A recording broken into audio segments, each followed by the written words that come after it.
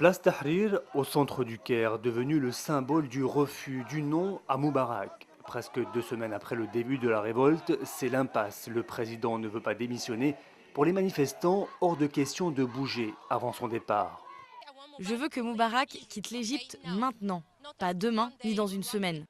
Personne n'a prédit la révolution égyptienne, tellement le vieux Raïs paraissait incontournable. Nul ne remettait en cause sa légitimité, même lorsqu'il s'est absenté 3 semaines hors de son pays pour se faire soigner en Allemagne en mars dernier.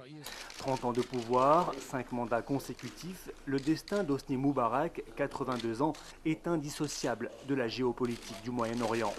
Et ce, depuis qu'il a succédé en 1981 à Anwar al-Sadat, assassiné par des islamistes pour avoir conclu une paix séparée avec Israël. Depuis, cet ex-militaire a fait de son pays un allié des États-Unis, un partenaire stable pour Israël. Sur le plan intérieur, l'Égypte de Moubarak, c'est l'état d'urgence permanent, un appareil de répression féroce, un système politique monopolisé par son camp du Parti national-démocrate, le PND. Face à la colère de la rue, le président fait des concessions en nommant son chef du renseignement comme vice-président et change de Premier ministre. Trop tard, pour cette politologue, le président est usé par le pouvoir.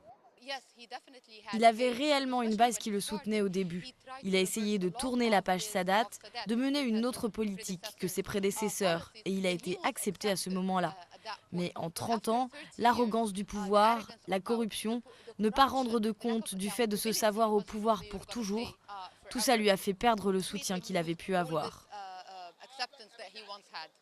Aux élections législatives de novembre dernier, l'opposition est laminée. Le PND devient quasi parti unique.